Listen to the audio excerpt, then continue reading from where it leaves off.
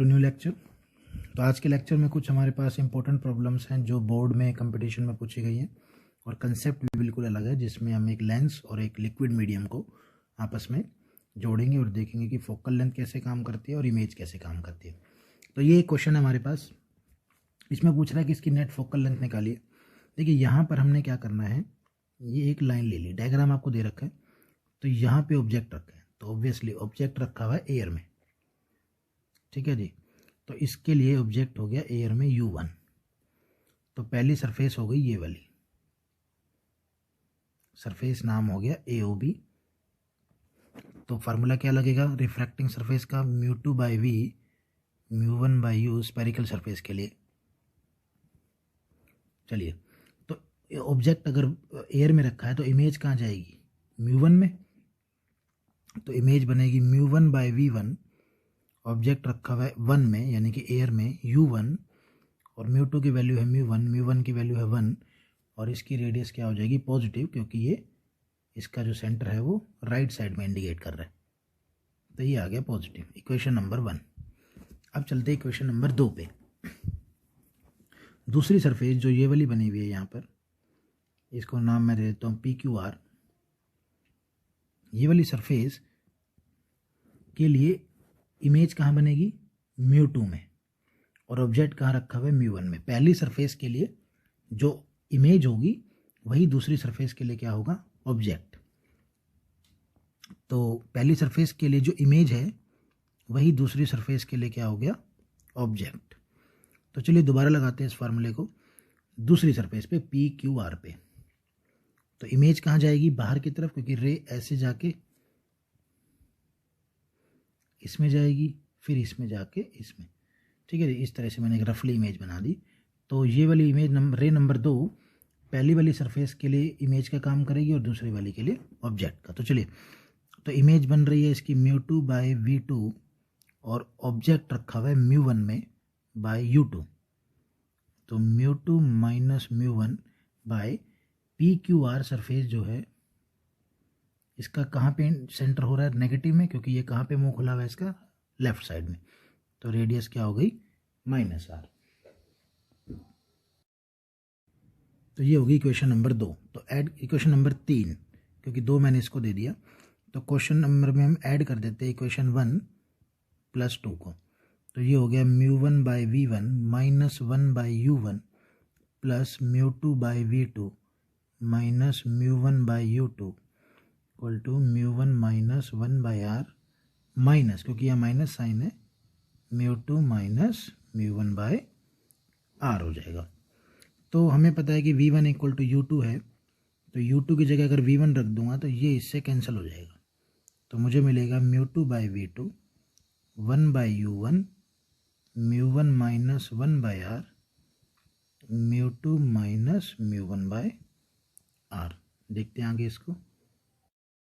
तो ये मैंने इक्वेशन दोबारा लिख ली है। तो ये आ गई फाइनल इमेज, ये आ गया इनिशियल ऑब्जेक्ट। मान लीजिए इनिशियल ऑब्जेक्ट कहाँ रखा हुआ है, इन्फिनिटी पे, रेज आ रही है पैरेलल। तो फाइनल इमेज कहाँ बनेगी, जा करके ओवरऑल लेंस के नेट फोकस पे, net combination of overall net के फोकस। तो वो देखते हैं किस तरह से होगा। तो ये हो गया μ2 by focus 1/∞ μ1 minus 1 minus μ2 minus 1 minus μ1 divide by r। तो ये हो गया फोकल लेंथ। अगर मैं निकालूँ डायरेक्ट अब इधर से, तो फोकल लेंथ आ जाएगी μ2r divide by μ1 2μ1 minus μ2 minus 1। This is the answer. तो ये हो गया हमारे पास कंप्लीट। इसका सेकंड पार्ट देखते हैं। सो नेक्स्ट पार्ट में कह रहा है कि कंडीशन निकालिए ताकि ये एक डाइवर्जिंग लेंस बन जाए। डाइवर्जिंग लेंस की फोकल लेंथ लेस देन 0 होती है, नेगेटिव। तो उसके लिए इस फैक्टर को क्या होना पड़ेगा, लेस देन 0। तो हमारे पास आ गया 2μ1 less than μ2 plus 1। So what is the μ2, what is the μ1, μ2 plus 1/2। ये एक पर्टिकुलर कंडीशन आ गई। सो नेक्स्ट इंपॉर्टेंट प्रॉब्लम ये है HC वर्मा की, क्वेश्चन नंबर 75। ये प्रॉब्लम्स कंपटीशन के हिसाब से इम्पोर्टेंट भी है और कंसेप्ट के हिसाब से भी तो आप करना चाहें तो कर सकते हैं, और एज ए नॉलेज इन प्रॉब्लम्स को आप कर सकते हैं, नहीं तो आप एक छोड़ भी सकते हैं। तो कह रहे हैं कि एक ब्लॉक है जिसका मास m है और वो एक कनकेव मिरर की तरफ बढ़ रहा है, d दूरी पे रखा हुआ है। तो ब्लॉक की स्पीड है v, तो t less than d by V, इतने समय पे इमेज की वेलोसिटी निकालो, वेलोसिटी ऑफ इमेज निकालनी है, t less than d by V. देखिए ये v से जा रहा है तो इसको मिरर तक पहुंचने में टाइम कितना लगेगा, d बाई वी। तो इसने कही इस टाइम से कम, तो इसका मतलब ये ब्लॉक यहीं कहीं होगा। तो अगर ये यहीं कहीं होगा तो इसने t टाइम में कितना डिस्टेंस कवर कर लिया होगा, vt, क्योंकि स्पीड क्या होती है, तो t टाइम में कितना डिस्टेंस कवर कर गया ब्लॉक, vt। तो अब ब्लॉक की दूरी मिरर से कितनी बच गई, d माइनस vt। तो u कितना हो गया, नेगेटिव, क्योंकि लेफ्ट में है और हमें v निकालना है और फोकस। तो देखते हैं इसको किस तरीके से करेंगे, 1/v प्लस 1/u 1/f। तो 1/v माइनस, क्योंकि लेफ्ट में है तो ये हो गया d माइनस vt, ये हो गया माइनस r/2, क्योंकि फोकल लेंथ इसकी नेगेटिव होती है। इसके बाद हम इसको देखते हैं, थोड़ा सा और सॉल्व करना पड़ेगा। तो 1/v हो जाएगा 1/d माइनस vt 2/r। तो इसका एलसीएम ले लेते हैं हम, एलसीएम आ जाएगा r d minus vt r minus 2 d minus vt 1/v। तो v कितना आ जाएगा, r d minus vt divide by r minus 2, ये आ गई इमेज का डिस्टेंस है, स्पीड नहीं है। तो स्पीड के लिए, इमेज की स्पीड के लिए क्या करेंगे हम, dv by dt, rate of change of position is the speed. तो हम इसकी स्पीड निकाल लेते हैं और इसको डिफ्रेंशिएट कर देते हैं। तो मैं इसे लिख लेता हूँ यहाँ पर, v equal to r d minus we T divide by r minus 2 d minus we T. और हम इस पर डिवाइड रूल लगा देंगे डिफ्रेंशिएट का। डिवाइड रूल क्या कहता है, नीचे वाला ऐसे का ऐसे, ऊपर वाले का डिफ्रेंशिएट, ऊपर वाला ऐसे का ऐसे, नीचे वाले का differentiate divide by B square. तो इसको मैं एक बार सोल्व कर लेता हूँ। तो ये आ जाएगा dv by d T r minus 2, नीचे वाले को नहीं छेड़ना, और डिफ्रेंशिएट किसका करना, ऊपर वाले का। तो अगर मैं ऊपर वाले का डिफ्रेंशिएट करता हूँ तो ये आएगा r, अंदर जाएंगे d का 0 vt का v, माइनस फिर ऊपर वाले को नहीं हमने डिफ्रेंशिएट करना, और नीचे वाले का डिफ्रेंशिएट r का 0 माइनस 2 d का 0 vt का v, और डिवाइड बाय नीचे वाले का होल स्क्वायर। तो ये हो गया हमारे पास। थोड़ा सा इसको सॉल्व कर लेते हैं इसके अंदर। तो ये हो जाएगा इधर से इसको minus R V minus R square V, और ये हो जाएगा plus 2rv d minus we T, यहाँ से प्लस माइनस 2rv। ये डिफरेंशिएशन और इसका सॉल्व इजी है, कुछ ज़्यादा इसमें टफ नहीं है। क्यों, देखिए ये इससे कैंसिल हो गया। तो इमेज की स्पीड क्या आ गई, speed of image minus R square we divide by are minus 2 d minus we T का whole square. So this is the answer कि इमेज की स्पीड क्या होगी जब टाइम क्या होगा, लेस देन dv होगा। अगले पार्ट में देखते हैं जब टाइम ग्रेटर देन dv होगा। इसके सेकंड पार्ट में कह रहे हैं कि स्पीड ऑफ इमेज निकालिए जब t greater than d by V होगा। देखिए t equal to d by V पे तो ये ब्लॉक मिरर के पास पहुंच जाएगा, और greater than d by V पे ये इसे टकरा जाएगा। अब कोलिजन अगर परफेक्टली इलास्टिक है तो ये ब्लॉक रुक जाएगा, जैसे मैंने यहाँ बी डायग्राम में दिखा रखा है, ब्लॉक रुक जाएगा और मिरर उसी स्पीड से ही भागना शुरू कर देगा। तो देखा जाए तो बेसिकली मिरर और ऑब्जेक्ट में अब दूरी greater than T greater than D by V के लिए मिरर और ऑब्जेक्ट में दूरी कितनी है, ये वाली x। वो बात की बात है, नेगेटिव है या पॉजिटिव है वो बाद में देखते हैं। तो ये हमारे को मेन यहाँ पर निकालना है। देखिए टी टाइम में distance covered in t time, पर अब ध्यान रखिए आप कि ये t time greater than d v है, यानी कि इससे बाद तक का टाइम है, इससे आगे तक का टाइम है। वो इससे कम का होता तो ब्लॉक यहीं कहीं होता, इक्वल होता तो यहाँ होता, बट अब टी टाइम आगे का उसने यहाँ मेंशन कर रखा है। तो डिस्टेंस कवर्ड कितना हो गया, वाई ले लेता हूँ, कितना हो जाता है स्पीड इनटू टाइम, हो गया जी। यानी कि अगर ब्लॉक टकराता नहीं तो टी टाइम में ब्लॉक कितना डिस्टेंस कवर कर लेता, वी टी। ठीक है जी। क्यों हमने ब्लॉक को ही क्यों कंसीडर किया, क्योंकि मिरर और ब्लॉक का मास एक ही है, ब्लॉक चले चाहे मिरर चले, बात तो वही है, क्योंकि मास सेम है, इलास्टिक कोलिजन है। ठीक है जी। तो ये दूरी कितनी थी डी, तो ये दूरी कितनी बच गई एक्स, तो यहाँ पे एक्स बच गई वी टी माइनस टी, और वो भी कौन सी वाली, नेगेटिव वाली। और फोकल लेंथ हमें पता है कौन सी वाली, negative.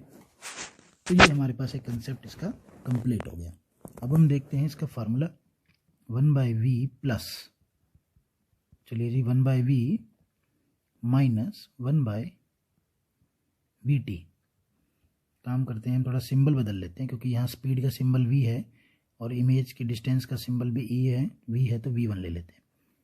Minus d, focal length होगी -2/r, तो 1/v1 1/vt minus t minus 2/r। तो मैं इसको थोड़ा सा सोल्व कर लेता हूँ। तो ये आ जाएगा हमारे पास, अगर मैं इसका एलसीएम ले लूँ तो ये एलसीएम से आ जाएगा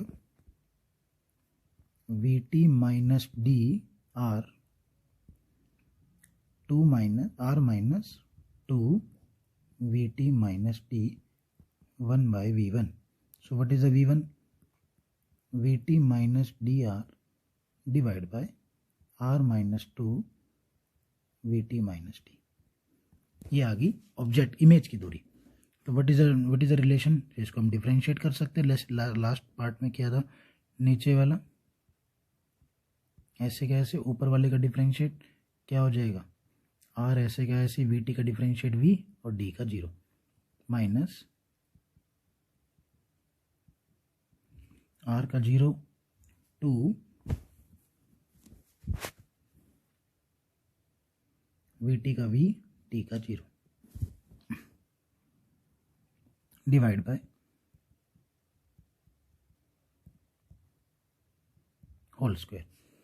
थोड़ा सा इसको सोल्व कर लेते हैं। आर वी तो इससे मल्टीप्लाई होगा तो r square v minus 2 r v v t minus d, ये माइनस माइनस 2 आर वी, नहीं प्लस 2 आर वी, सॉरी, क्योंकि एक माइनस ये रहा, एक माइनस ये रहा, plus 2 r v v t minus d. Last part की तरह ये भी कट के ख़त्म हो गया।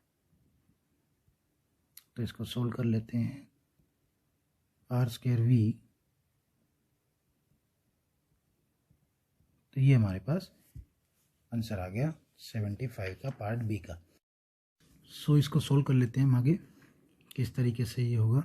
देखिए यहाँ पर मिरर की भी स्पीड दे रखी है v, तो what is the speed of image,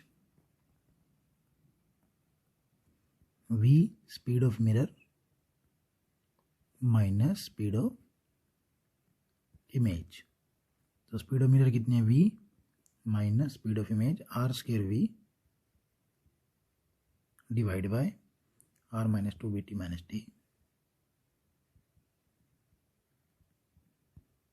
तो यहाँ से v कॉमन ले लीजिए और इसके अंदर इसने आंसर में जो दिखा रखा है नेगेटिव कॉमन ले लीजिए, तो ये हो जाएगा 2 वी टी माइनस टी, क्योंकि स्क्वायर है तो हम इसको ले सकते हैं। तो दिस इज द आंसर। इसका पार्ट कंप्लीट हो गया, ये क्वेश्चन नंबर 75। अब देखते हैं 76 पे।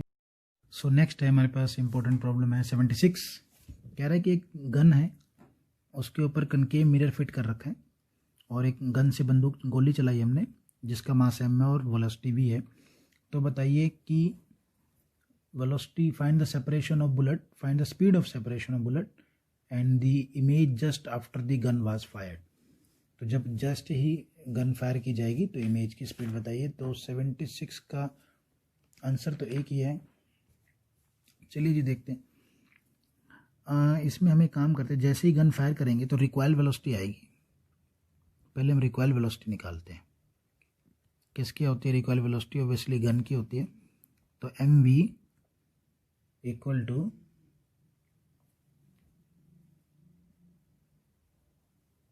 एम वी डैश, जहाँ एम है गन का मास प्लस मिरर का मास अगर दे रखा है, m v by M.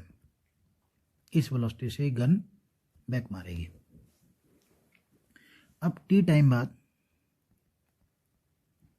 After t time हम निकाल लेंगे डिस्टेंस ऑफ बुलेट। तो कितना बुलेट आगे चल पड़ेगी? V t. ठीक है, इसको यहाँ लिख देते हैं equal to v into T.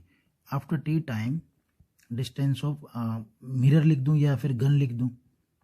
Gun भी तो पीछे जा रही है, m v by m into t, क्योंकि गन की वेलोसिटी ये है तो मैंने सीधा डायरेक्ट लिख दिया। तो नेट रिलेटिव डिस्टेंस क्या हो गया? क्योंकि दोनों एक दूसरे से दूर हो रहे हैं तो रिलेटिव डिस्टेंस ऐड हो जाएगा। तो v common t common 1 plus m by m, और मैं इसको थोड़ा सा कांस्टेंट मान लेता हूँ, वी टी इंटू के मान लिया। ठीक है, हम इसको के को बाद में ध्यान रखेंगे कि इसकी वैल्यू है 1 प्लस छोटा एम बाय बड़ा एम।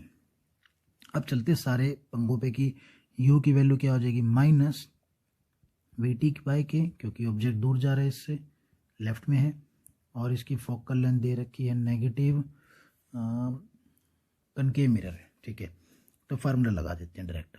तो 1 by v plus 1 by u 1 by f. तो 1 बाई वी माइनस यू की वैल्यू क्या आ गई? वी टी के, फोकल लेंथ क्या आ गई? Minus 1 by f. तो 1 बाई वी कितना आ गया? वी टी के, फिर वही इसका साइन वी वन ले लेते हैं। तो वी वन क्या आ गया? वी टी के एफ। ठीक है जी, नाउ ये रिलेशन आ गया हमारे पास, फोकल लेंथ नेगेटिव ले ली, ये भी नेगेटिव। ठीक है, तो ये हो गई स्पीड डिस्टेंस ऑफ इमेज। तो स्पीड ऑफ इमेज के लिए क्या करेंगे हम? स्पीड ऑफ इमेज के लिए हम इसको डिफरेंशिएट करते हैं with respect to time, d v one by d t. So d v one by d t, या इससे पहले मैं इसका फार्मूला लिख देता हूँ प्रोडक्ट का रूल का। ए बाई बी का डिफरेंशिएट क्या होता है? बी ऐसे का ऐसे, ए का डिफरेंशिएट ए ऐसे का ऐसे, बी का differentiate divide by B square. तो आप ये फार्मूला याद कर सकते हैं और उसके बाद हम इसको सोल्व कर लेते हैं। तो चलिए इसका डिफरेंशिएट करते हैं, d v one by d t. तो नीचे वाला ऐसे का ऐसे लिखना है, ऊपर वाले का डिफरेंशिएट, तो ये आ जाएगा वी के एफ, टी का 1 हो जाएगा ना, उसके बाद थोड़ा सा और माइनस, और ऊपर वाला ऐसे का ऐसे, नीचे वाले का डिफरेंशिएट, एफ का 0, वी टी के का वी के डिवाइड बाय नीचे वाले का होल स्क्वायर। थोड़ा सा इसको सोल्व कर, ये आगे स्पीड है, मैं इसको वी डबल डैश से दिखा देता हूँ। मल्टीप्लाई कीजिए एफ स्क्वायर वी के माइनस वी के सॉरी माइनस वी स्क्वायर के स्क्वायर एफ टी माइनस ये 0 प्लस वी स्क्वायर के square F into T divide by f minus ये इससे कट गया। तो इमेज की स्पीड क्या आ गई? इमेज की स्पीड हमारे पास आ गई एफ स्क्वायर वी के by f minus we t के का होल स्क्वायर। ये बहुत इंपॉर्टेंट कंसेप्ट है। अब चलते हैं वापस, तो अब चलते हैं हम डायग्राम पे। देखिए इमेज आ रही है प्लस, ठीक है जी, तो हम इसको देखते हैं कि स्पीड, ऑब्जेक्ट इधर जा रहे हैं तो इमेज भी इधर जा रही होगी। तो इमेज की स्पीड मैंने वी डबल डैश ली है, ऑब्जेक्ट की स्पीड है वी, और मिरर की स्पीड है वी डबल डैश। तो ऑब्जेक्ट की स्पीड प्लस इमेज की स्पीड, अब हम निकाल रहे हैं, हमें क्या निकालना है इसमें, separation of bullet and image just after the gun was fired, separation of bullet and gun. तो अभी हम ऐड कर देंगे speed of image, speed of object plus speed of image plus speed of gun, ये होगी net speed. कैसे, दोबारा देखते हैं। ये दोनों एक ही डायरेक्शन में ऐड हो गए, ठीक है, और जब दो बॉडी ऑपोजिट चलती हैं तो उनकी रिलेटिव वेलोसिटी आपस में ऐड होती है। तो this plus this equal two plus this double dash, ये मैंने वी डबल डैश से दिखाया, इसको बी डैश से दिखा देते हैं। तो तीनों ऐड हो जाएंगे यहाँ पर। तो v plus v dash, v dash कितना है, m v by m, v double dash, v double dash कितना है, एफ स्क्वेयर वी के डिवाइड बाय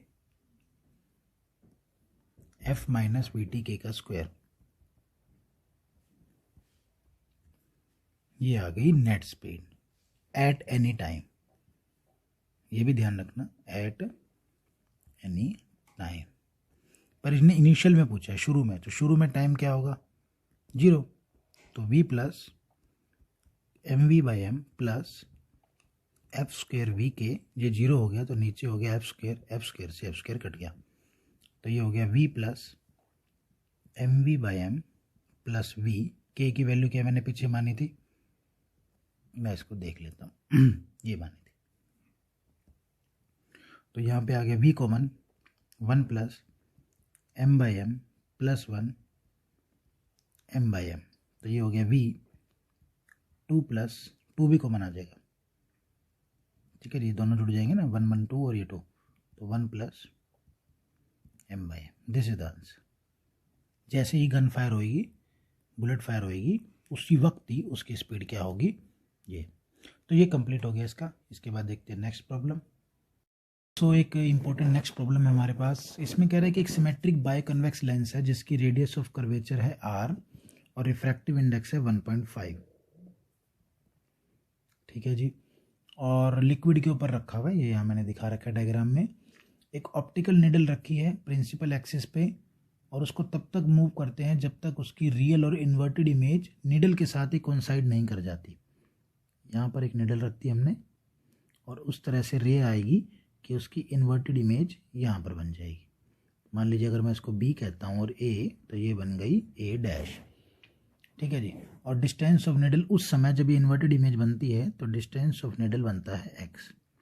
यानी कि ये जो पहला केस इसने बोला है उसमें क्या हुआ होगा कि हमारे पास एक रे गई होगी बिल्कुल सीधी, और वो टकरा के वापस आई होगी। मैं थोड़ा सा बना देता हूँ इसको, वैसे पेपर में ज़रूरत नहीं है इसकी, कि ये इस तरीके से गई और ये अंदर की तरफ जाएगी और इस पे यहाँ से टकराएगी वापस और इधर इमेज बनाएगी। थोड़ा सा रफली मैंने इसको बना दिया, ये बन गई। अब एक रे यहाँ से भी जाती है, हमें पता है ऐसे, ठीक है। तो ये इस तरीके से इसको हम बना सकते हैं, और एक चाहो तो आप एक रे और भी बना सकते हो कि वो ऐसे गई, और चाहो इसकी ज़रूरत है ही नहीं पहली बार। तो आगे देखते हैं। फिर वो आगे कह रहा है कि अच्छा ये जो ओवरऑल कम्बिनेशन की वजह से हुआ ये काम, ओवरऑल कम्बिनेशन, यानी कि इमेज ऐसे केस में जब नीचे मिरर हो तो तभी वापस आके वहीं बनती है जब मिरर के ऊपर वो रे कैसे गिरे, नॉर्मली। मिरर के ऊपर अगर रे नॉर्मली गिरेगी, ऐसे आकर के गिरेगी अगर मिरर के ऊपर रे इस तरीके से, तो ऐसे की ऐसे रिफ्लेक्ट हो जाएगी, ऐसे की ऐसे रिफ्लेक्ट होगी तो वहीं की वहीं इमेज चली जाएगी जहाँ पर ऑब्जेक्ट है। तो इस केस में जो नेट बनी है फोकल लेंथ इक्वलेंट, इक्वलेंट मतलब convex lens plus plano convex lens, दो है हमारे यहाँ पर। इन दोनों की वजह से जो नेट फोकल लेंथ है वो एक्स ही है, यानी कि ऑब्जेक्ट कहाँ रखा होगा, इन दोनों कॉम्बिनेशन के फोकस पे। अब अगले केस में वो क्या कह रहा है, मैं इसको देख लेता हूँ। अगले केस में वो कह रहा है कि लिक्विड को हटा दिया और कॉम्बिनेशन को रिपीट किया दोबारा से। तो अगर रिपीट करेंगे तो क्या होगा, देखिए अगर रिपीट करेंगे तो सिर्फ कन्वेक्स लेंस रह जाएगा और नीचे मिरर रह जाएगा। तो मैं इसको एक रफली इमेज और बना लेता हूँ इसकी यहाँ पर। तो ये कन्वेक्स और इसके नीचे मिरर, तो ये यहाँ पर रखी है, तो यहाँ से रे इस तरीके से जाएगी, अंदर टकराएगी, और वो इसके कैसे टकराएगी, जितने एंगल पे जाएगी उतने ही एंगल पे वापस आ करके और ये दोबारा से इमेज को वहीं के वहीं, मतलब हमने क्या करना है, रे को बैक ट्रैक करना है। रे क्या करेगी, बैक ट्रैक, ऐसे जाएगी और इसके कहाँ जाके गिरेगी, नॉर्मली, इसके नॉर्मली गिरी, यहाँ पर नॉर्मली नहीं मतलब रिफ्लेक्टेड हो गई, रिफ्लेक्टेड होकर के इमेज यहाँ पर फिर से आ जाए। अगर सिर्फ लिक्विड ना हो तो जब भी एक कन्वेक्स लेंस और एक प्लेन मिरर रखे हों और इमेज वहीं बने जहाँ पर ऑब्जेक्ट रखा है, तो इसका मतलब वो ऑब्जेक्ट उस लेंस के फोकस पे रखा है। ये तभी होगा जब एक मिरर आ जाए, कन्वेक्स लेंस के साथ मिरर। तो इसने दोबारा से लिक्विड को हटाया और चेक किया कि भाई कहाँ पर इमेज बन रही, कहाँ पर रखूँ ताकि इमेज वहीं बने दोबारा से, तो वो दूरी आई y। तो कन्वेक्स लेंस की फोकल लेंथ क्या हो गई, y। तो हमारे पास क्या हो गया, 1 / focal length equivalent convex lens plus plano convex. Convex lens net की फोकल लेंथ है x, कन्वेक्स लेंस की मैंने बताई है y, क्योंकि पानी हटाने पे या लिक्विड हटाने पे फोकल लेंथ इमेज वहीं बन रही है जहाँ पर ऑब्जेक्ट है, तो y - x बटे xy, ये आ गई फोकल लेंथ किसकी, प्लेनो कन्वेक्स की। तो अब हम चलते हैं y निकालने और अब हम चलते हैं x निकालने। देखिए y कैसे निकालेंगे, y है f1, f1 किसके बराबर है, y का रिफ्रैक्टिव इंडेक्स, कन्वेक्स की फोकल लेंथ 2 है, रेडियस 1/r1, ये तो हमें पता है, प्लस 1/r, कितना हो गया, म्यू -1 2/r। तो f1 मैंने यहाँ पे क्या बनाया था अभी, y, तो y किसके बराबर आ गया, उल्टा कर देते हैं इसे, जी आ गया जी y। अब हम चलते हैं f2 निकालने। f2 क्या है, प्लेनो कन्वेक्स लेंस, तो मैं एक बारी बना लेता हूँ।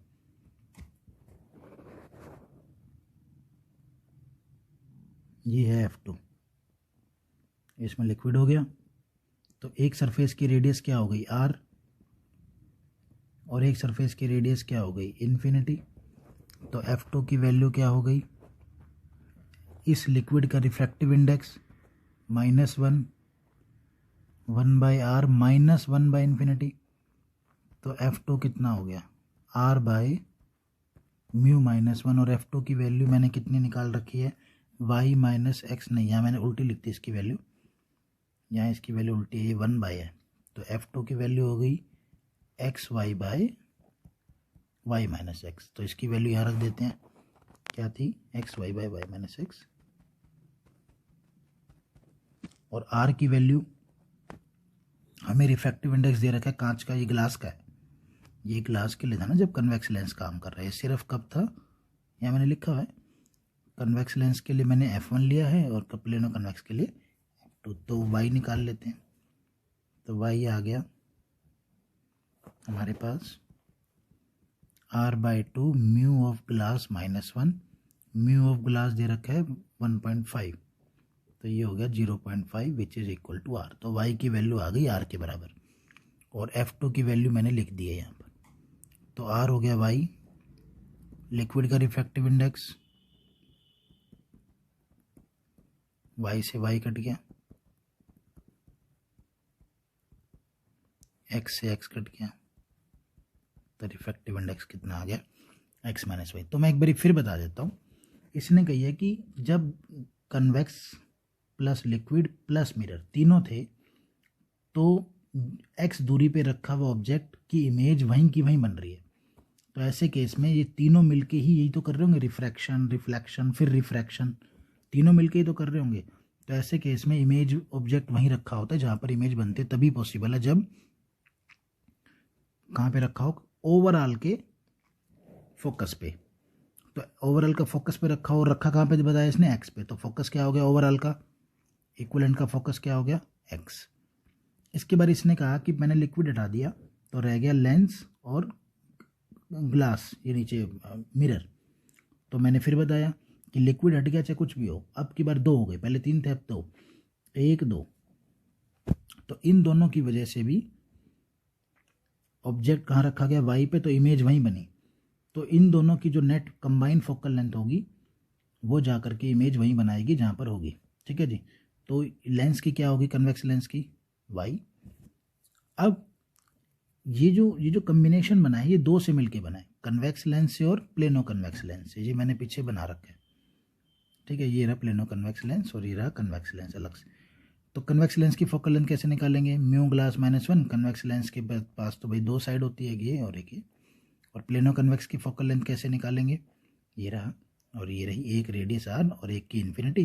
तो f2 आ गया और f2 मैंने पीछे निकाल रखे।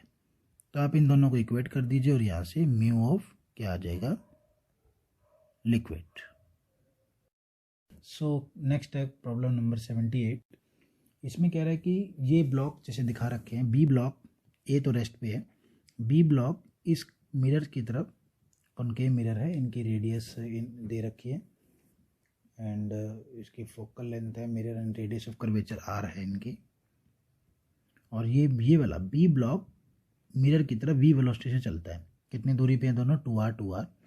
तो बताइए r/v टाइम बाद a की और b की इमेज कहाँ बनेगी। तो इनकी इमेज की लोकेशन बतानी है हमारे को। देखिए r/v में कितना डिस्टेंस आगे बढ़ जाएगा इस टाइम में, तो स्पीड कितनी है इसकी v, डिस्टेंस x, टाइम कितना है r/v। So what is x, v into,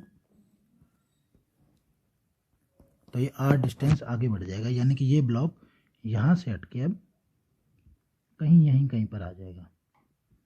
अब इसकी मिरर से दूरी कितनी हो गई r। तो शुरू करते हैं b के लिए। फॉर b मिरर के लिए 1/v plus 1/u 1/f। u क्या होगा, माइनस, इस साइड को मैं इस मिरर के लिए माइनस में ले रहा हूँ। ठीक है जी। तो इसकी फोकल लेंथ भी फिर माइनस लेनी पड़ेगी, 2/r।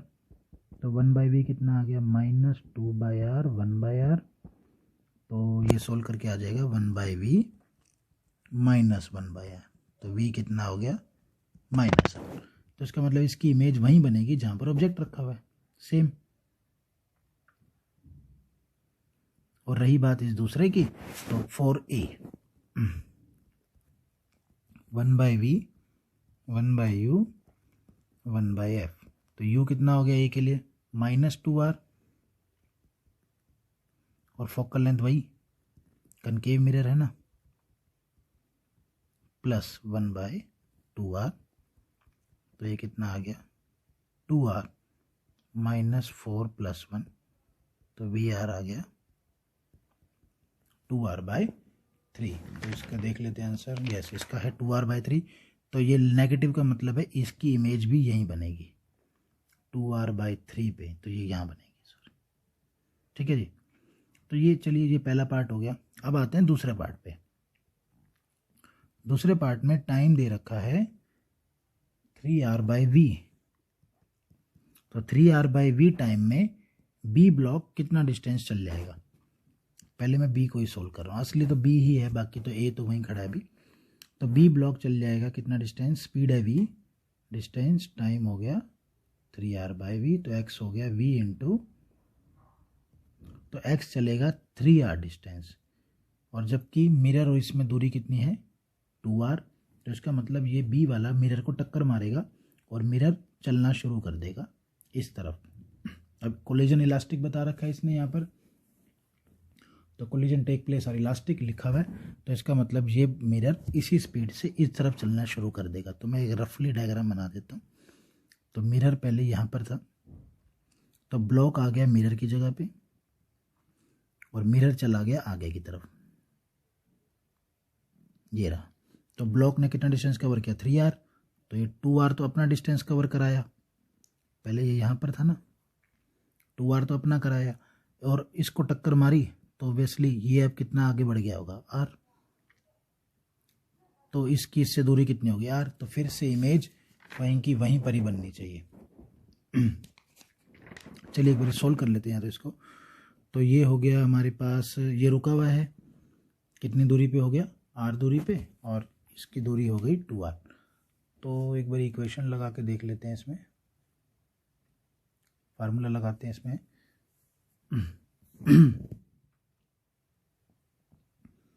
तो 1/v माइनस ही ले लो सीधा, -2/r।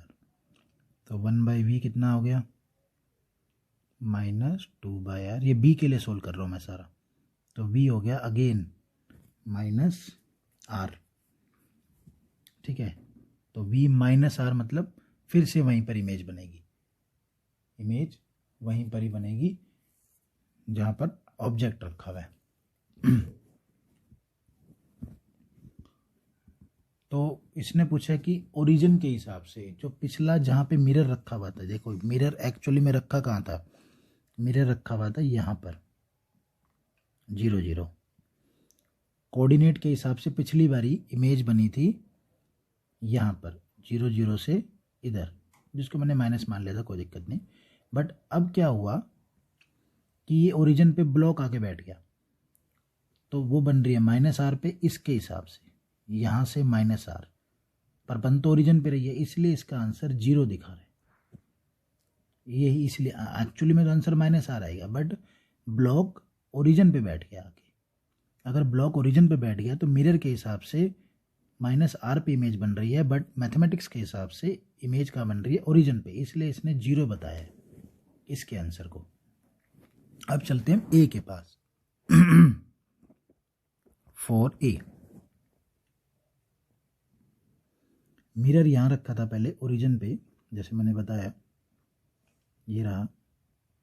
अब मिरर यहाँ आ चुका है, मैं ए की बात करूँगा तो मैं ए के लिए ही मिरर बना देता हूँ, बाकी मुझे ज़रूरत नहीं है।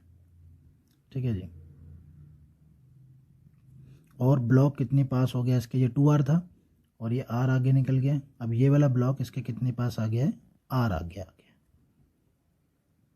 और इसकी फोकल लेंथ कितनी है, r/2 माइनस की। तो चलिए जी एक बारी लगा लेते हैं इक्वेशन, 1/v माइनस लिख दो सीधा डायरेक्ट, -2/r। तो 1/v कितना हो गया, -2/r 1/r। तो ये भी वहीं आ रहा है,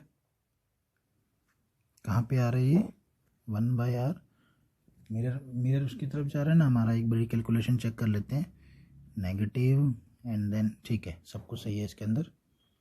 तो इसको सॉल्व कर लेंगे तो हमारे को कितना मिल रहा है, -2 + 1/r। तो v मिल गया r माइनस का। तो इसकी इमेज बनेगी यहाँ पर, यहाँ से -r, सेम जगह पे ही बन रही है, सेम जगह पे, सॉरी ये सेम जगह पे ही बन रही है। ऐसे बना देते, यहीं पे बन गई इमेज मिरर से, पर ओरिजिन से कितनी दूरी पे बन गई, 2r, और लेफ्ट में बन रही है तो -2r। तो ये इस तरीके से इस क्वेश्चन को हमने देखना है। तो आंसर आ गया ए का -2r, मैंने देख लिया इसमें, और बी का 0। तो ये ध्यान। इसके थर्ड पार्ट में है, हमारे को टाइम दे रखा है 5r/v।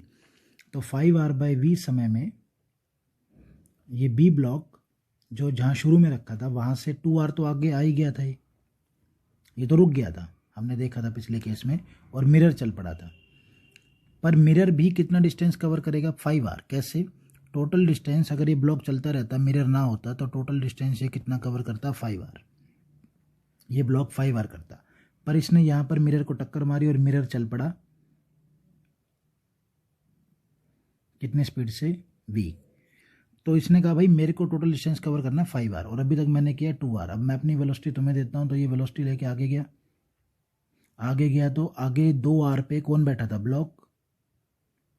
डायग्राम में आप देख सकते हो कि 2r पे कौन बैठा था, अगले वाला ब्लॉक। तो इसने ए ब्लॉक को टक्कर मारी जाके, और ए ब्लॉक चल पड़ा। और हमें पूछा कहाँ पर है, हमें पूछा वहाँ पर है जहाँ पर ये चले, इसको टक्कर मारे मिरर को, मिरर जाके ए को टक्कर मारे, और ए भी कितना आगे निकल जाए, ए भी v वेलोसिटी से कितना आगे निकल जाए, r आगे निकल जाए। कैसे, देखो r 2r 2r, तो टोटल डिस्टेंस कितना हो गया, 5r। तो बेसिकली इतने समय में b वाला मिरर को टक्कर मारेगा, मिरर वाला a को टक्कर मारेगा, और a की जगह पे जाकर के वो बैठ जाएगा। तो मिरर रुक चुका है, तो यहाँ पे जो मैंने दिखा रखा है ये छोटा सा केस, इसको हटा सकते हैं कि मिरर रुक चुका है। तो मिरर अगर रुक गया है तो अब चलते हैं। तो मिरर अगर रुक गया है तो मिरर की ब्लॉक से दूरी कितनी हो गई बी के लिए 2r। तो 1/v 1/u, तो 1/v minus 1/2r minus 2/r।